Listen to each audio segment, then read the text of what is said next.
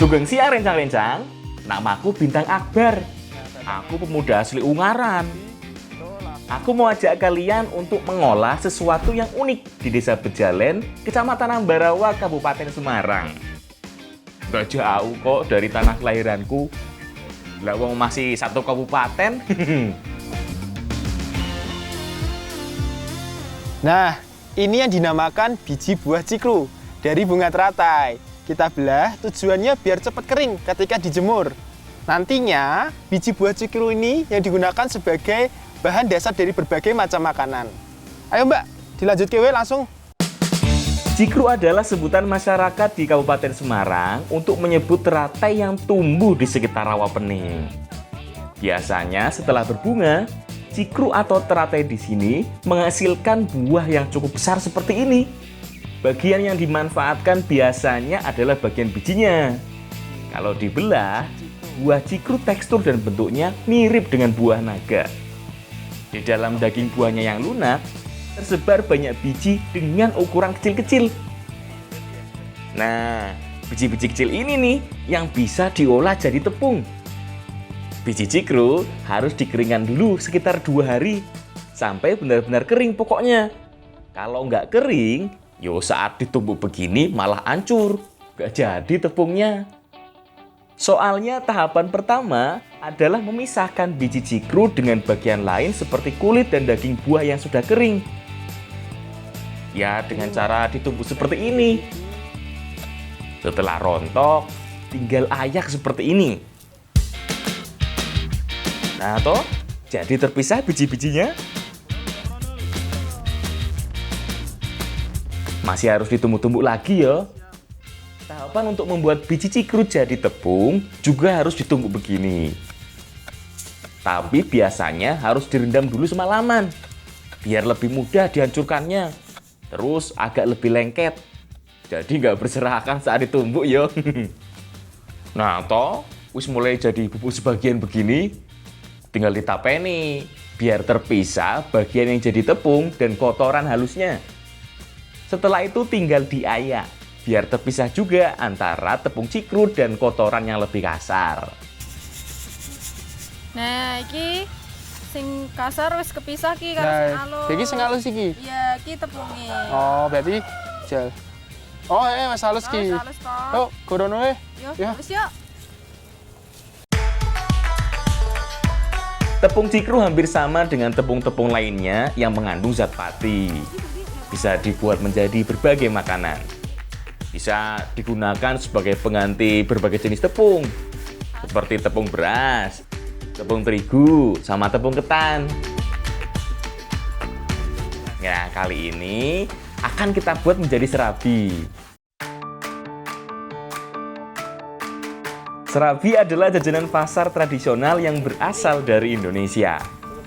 Kalau serabi yang berkembang di masyarakat Jawa, biasanya hanya ada rasa ori dan dihidangkan dengan kinca atau cairan gula merah. Tapi kalau serabi bagi masyarakat Sunda yo banyak variannya. Nah, kalau yang akan kita buat sekarang adalah sejenis serabi ngampin ya. Itu loh, serabi yang berkembang di Desa Ngampin, Kabupaten Semarang.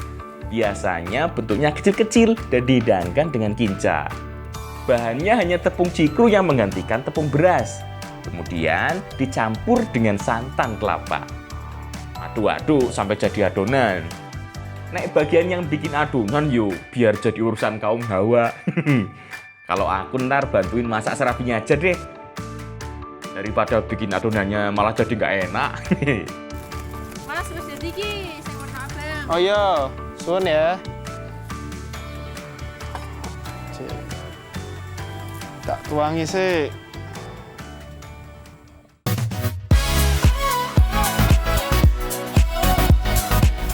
Tuang adonan serabi ke dalam cetakan gerabah seperti ini. Nggak perlu dikasih minyak ya. Jangan lupa, cetakannya harus sudah panas sebelumnya. Jadi nggak lengket nanti. Setelah itu, harus langsung ditutup ya. Nah, jadi kalau kita bikin serabi, itu cukup ditutup aja, nggak perlu dibolak-balik. Karena apa? Karena panasnya itu pasti merata dan juga pasti mateng. Oke, Bu? Soalnya dengan ditutup begini jadi kayak di oven. Panasnya menyebar dari bawah sampai ke atas. Makanya tetap matang sempurna. Sebenarnya bisa juga menggunakan cetakan yang berbahan dasar logam ya. Tapi lebih cepat gosong. Soalnya bagian bawahnya cenderung lebih cepat panas dari bagian yang atasnya. Kalau bahannya dari gerabah seperti ini sih, panasnya lebih rata. Nah, wis mateng ki. Kira-kira gimana ya rasanya serabi dari tepung cikru seperti ini? Ra sabar iki.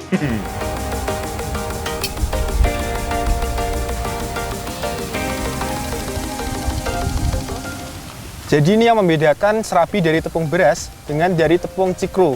Kalau pakai tepung cikru itu lebih lembut, yang bikin ini tambah enak. Loh, kok sedontek toh? Langsung nanduk wae iki lho, jek akeh. Iya, Mas. Yo, jibuk wae langsungan. Teksturnya lebih lembut dibandingkan dengan serabi dari tepung beras. Tapi agak sedikit masir yo. Kayak ada sisa-sisa serbuk. Ini kan penak. Ayo, Mbak, adik-adik. Telaske yo. Kapan-kapan Lumayan bisa mengenyangkan. Kandungan karbohidratnya juga banyak soalnya. Nggak kalah toh dengan karbo pada tepung beras. Lawang lebih dari 90%.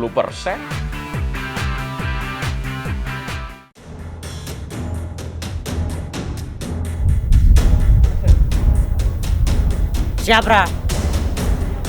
Ayo, lu. Bagi anak-anak di desa Bejalen, rawa pening sudah seperti taman bermain. Sehari-hari mereka dihabiskan di sini. Salah satu permainan yang paling sering mereka mainkan di sini adalah balap perahu seperti ini.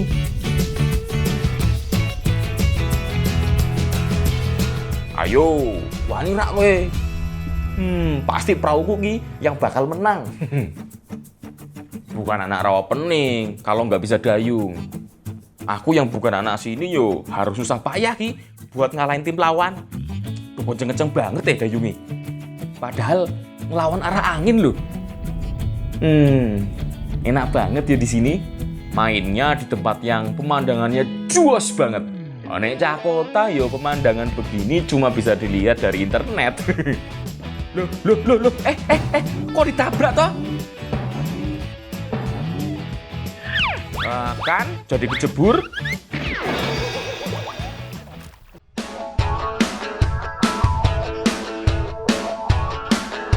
Bagi piye jane iki?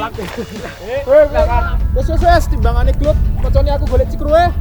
Yo. Wes, ewangi aku golek cikru. Biar pada tahu bentuk cikrunya seperti apa. Mosok cuma makan hasilnya, nggak pernah lihat tanamannya.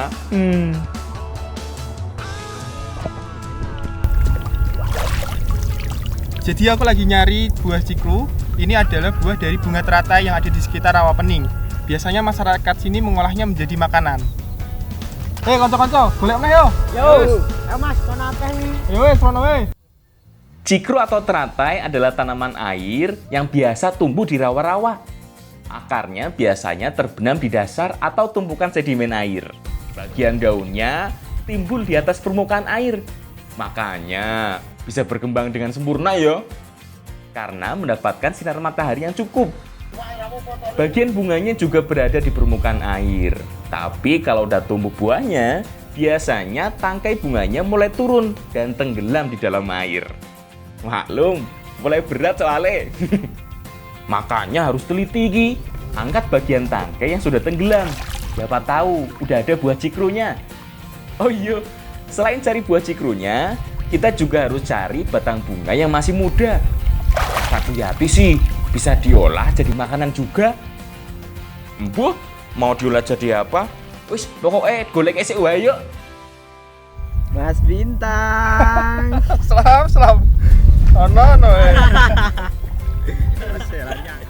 Ayo tempat yang juga ini. Wes, golekne aja gojek terus. Nah, toh dasar we disuruh nyari batang cikru kok malah mainin bunganya. wes, golekne ya. Weh, kocok-kocok, wis akeh iki, kumpulke weh. Mas, Mas. Yo sake, Mas.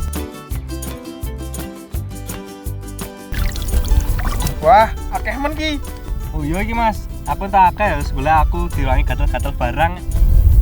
Ya wis yo, wis akeh ki. Yo. Yo.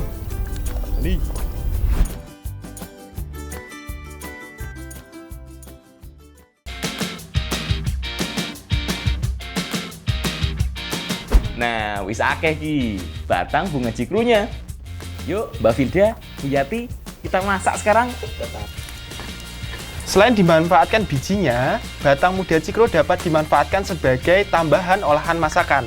Salah satunya ikan bumbu rujak. Yo Mbak, lanjut yo weh. Yuk, ini wis neber. Sebelum diolah, batang cikru ini harus dipotong dan dibersihkan dulu seperti ini. Gampang banget kok. Tinggal potong sebagian dan langsung kupas kulitnya dari ujung seperti ini. Hampir sama kayak ngupas batang lompong. Kulit batangnya juga agak kalis, mirip lompong juga. Urusan bumbu kita serahkan sama Uti saja ya. Serahkan ke ahlinya. Bumbu rujak sebenarnya sederhana. Hanya menggunakan bumbu dasar seperti bawang merah, bawang putih, cabai, dan kunyit. Biasanya ada juga tambahan kulit jeruk limau atau jeruk sambal. Salah satu jeruk yang paling sering digunakan sebagai bumbu masakan di sini. Nah, wis siap kabeh iki bahane. Yuk, Mbak Vilda, yuk kita masak batang cikru bumbu rujaknya.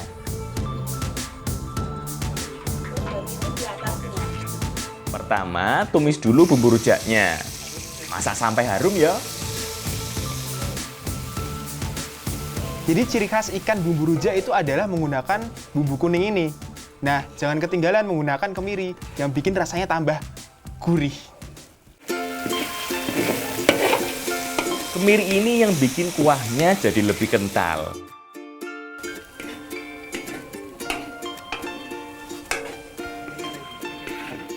Setelah bumbunya matang, tambahkan air yang banyak biar semua ikannya tenggelam.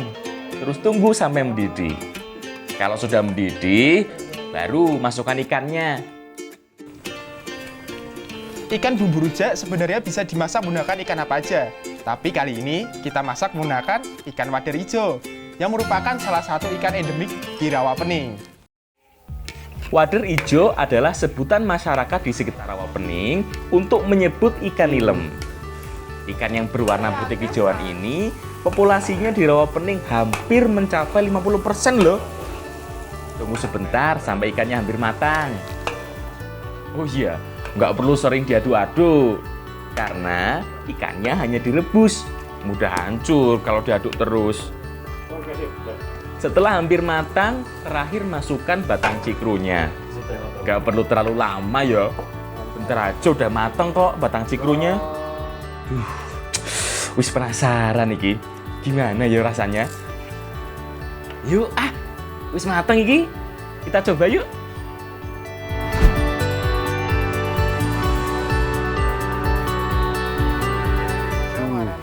Enak banget iki bumbu rujaknya.